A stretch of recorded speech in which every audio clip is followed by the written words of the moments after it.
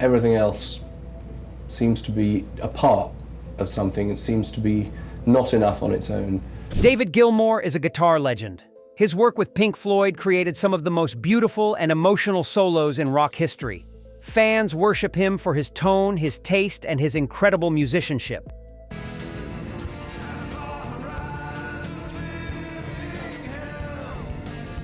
He seems calm, classy, and respectful in every interview. But there's another side to this story that nobody talks about. Behind the polished image, David allegedly made powerful enemies throughout his career. And they had spent an awfully long time on it. And at some point or other. We're talking about bitter rivalries, destroyed partnerships, and conflicts that left permanent damage. Some musicians claim he stole their opportunities. Others say he betrayed their trust in the worst ways possible. A few even suggest his nice guy persona is completely fake. Today, we're revealing the 7 musicians who reportedly couldn't stand David Gilmour. These aren't simple artistic disagreements or personality clashes. Sources claim these were devastating feuds involving money, power, creative theft, and personal vendettas. Some of these conflicts played out in courtrooms. Others remained hidden backstage secrets for decades. The number 1 spot will absolutely floor you. It involves David's closest musical partner, and the betrayal was so severe it destroyed one of rock's greatest bands. We've collected stories from band members, producers, and industry veterans who saw these battles up close. Get ready to see David Gilmour's dark side fully exposed. 7.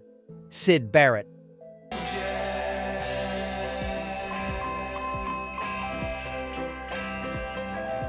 Starting at number 7 is Syd Barrett, Pink Floyd's original creative genius.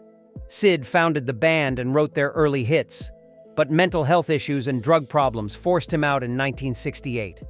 David Gilmour stepped in as his replacement. What happened next is heartbreaking and controversial. I mean, everybody listens. We don't need it very loud to be able to hear it, and some of it is very quiet, in fact. Sources claim David benefited enormously from Syd's departure. He took over lead guitar, got songwriting credits, and became a rock superstar. Meanwhile, Syd struggled with poverty and illness for decades. The contrast between their lives couldn't be more dramatic or unfair. Here's where the hatred comes in. People close to Syd allegedly said he felt abandoned by David and the rest of Pink Floyd. They made millions using the foundation Syd built, but he received very little financial support. Friends claim Syd watched David live in mansions while he struggled to pay rent.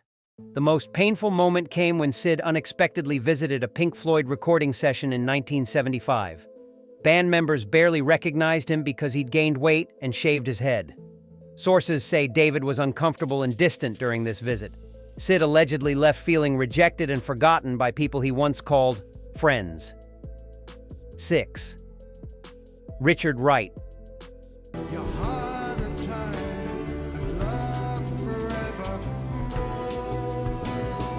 At number 6 is Richard Wright, Pink Floyd's keyboardist and founding member. Rick was with the band from the very beginning. His keyboard work defined Pink Floyd's atmospheric sound, but sources claim David participated in one of the cruelest betrayals in rock history.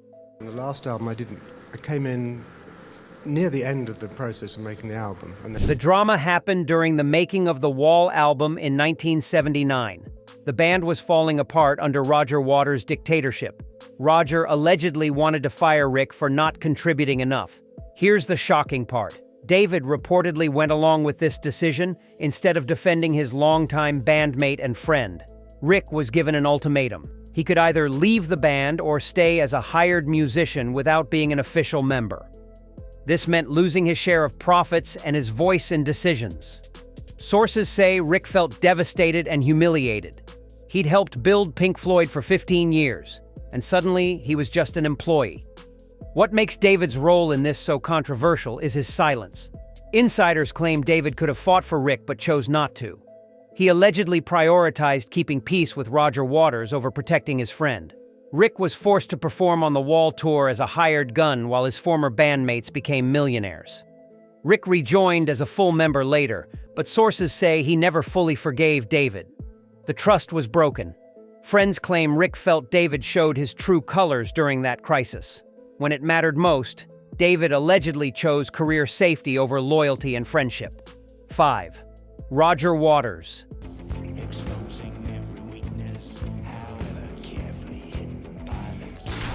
At number 5 is Roger Waters, Pink Floyd's bassist and lyricist. Roger and David created legendary albums together for years, but their relationship allegedly deteriorated into one of rock's most bitter and public feuds. I see barriers between us and the truth of the reality of our lives. The hatred between them became impossible to hide. The conflict centered on creative control and band ownership.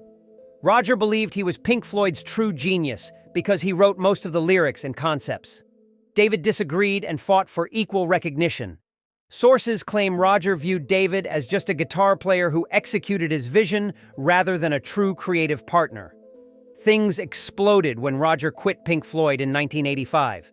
He allegedly expected the band to end with his departure. Instead, David continued Pink Floyd without him and achieved massive success. Roger was reportedly furious and felt betrayed. He claimed David was using the Pink Floyd name illegally. The legal battle got nasty. Roger sued David and the band, demanding they stop using the Pink Floyd name. Court documents and interviews revealed deep hatred on both sides. Roger allegedly called David unimaginative and said his guitar solos were repetitive and boring. David fired back by saying Roger was an egomaniac who couldn't handle not being the center of attention. 4. Nick Mason.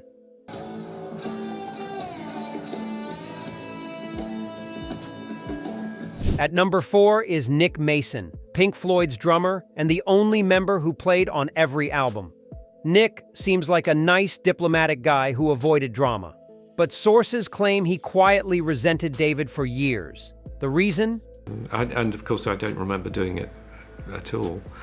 But again, when you... David allegedly treated him like he didn't matter musically or creatively. The problem started after Roger Waters left the band.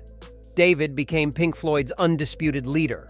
According to insiders, David made all the important decisions about music, production, and direction. Nick's opinions were reportedly ignored or dismissed. He became a sideman in his own band. What hurt Nick most, sources say, was being excluded from the creative process.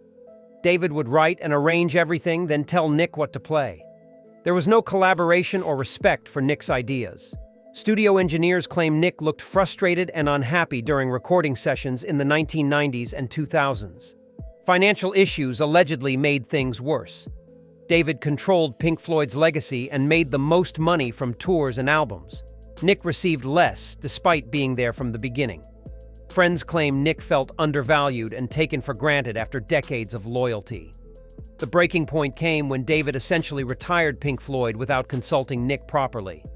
Sources say Nick wanted to keep touring and recording, but David decided unilaterally that it was over. Nick allegedly felt powerless and angry about having no say in ending the band he dedicated his life to building. 3. Bob Geldof. At number 3 is Bob Geldof, lead singer of the Boomtown Rats. Bob starred as Pink in the 1982 film The Wall. Pink Floyd's music was the soundtrack, with David heavily involved in production. But sources claim working together was a nightmare filled with arguments and mutual disrespect. And so you became known for that, and as I say, it's fair enough. The problems allegedly started because David tried to control everything about the film's music. Bob wanted creative input and artistic freedom. David reportedly shut down his ideas and treated him like just an actor rather than a fellow musician. Bob felt disrespected and patronized throughout the production. Witnesses on set claim there were heated arguments between David and Bob. They disagreed about musical interpretation, performance style, and creative direction. David allegedly believed Bob didn't understand Pink Floyd's artistic vision. Bob fired back by saying David was pretentious and impossible to work with. The tension got worse during post-production. Bob allegedly discovered his vocal contributions were being minimized or replaced. David made these decisions without consulting him properly. Bob felt like his work was being erased and his talent was being disrespected by someone who thought he was superior. Years later, Bob gave interviews where he criticized working with Pink Floyd. While he didn't attack David directly in every case, insiders understood who he meant. The experience left Bob with lasting bad feelings. Sources say Bob viewed David as controlling and arrogant, someone who couldn't collaborate because he needed to dominate every situation. 2. Kate Bush.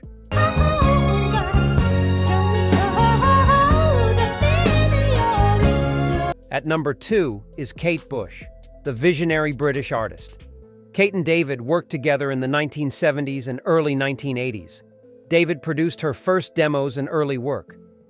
Dave came along to hear me because at that time he was scouting for struggling artists. Fans thought this was a beautiful artistic partnership, but sources claim Kate felt trapped and manipulated by David's involvement in her career.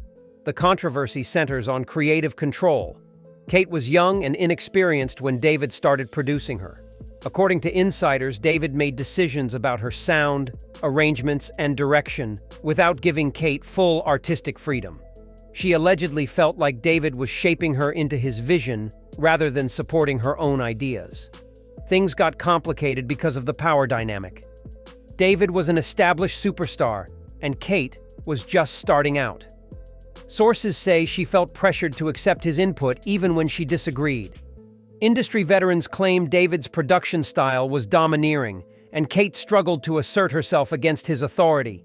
The relationship allegedly affected Kate personally as well.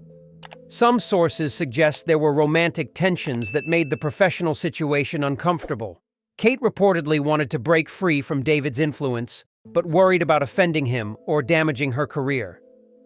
Kate eventually moved away from working with David and took complete control of her music. She never publicly criticized him harshly, but insiders say the silence speaks volumes. Friends claim Kate felt relief when she finally escaped David's orbit. She needed distance to become the independent artist she was meant to be. 1. Polly Samson. At number 1 is Polly Samson, David Gilmour's wife and lyricist. This might seem strange because they're married, but sources claim other musicians despise Polly for the control she has over David, and they hate that David allows it.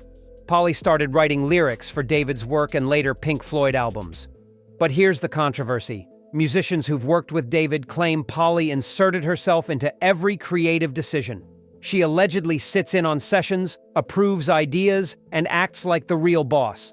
Studio professionals say dealing with Polly became harder than dealing with David. The biggest victim is reportedly Roger Waters. Sources claim Polly actively encourages David's feud with Roger. She's given interviews calling Roger horrible names. Industry insiders say Polly fuels the hatred and prevents reconciliation. David allegedly lets her speak for him. Other musicians have similar complaints. Polly allegedly blocked collaborations on David's behalf. Producers claim she's difficult and treats David's bandmates like they're inferior. What makes musicians hate this is David's inability to set boundaries. The most damaging claim is that Polly rewrote Pink Floyd's history through David. She allegedly convinced him to minimize Roger's contributions. Musicians who know the truth reportedly resent both of them for this revisionism and control. Absolutely shocking, right? Roger Waters claiming the top spot twice shows how deep that feud runs. Which rivalry surprised you most? The Bob Geldof clash or the Kate Bush situation? Tell us your thoughts in the comments. Smash that like button and subscribe for more incredible music industry drama.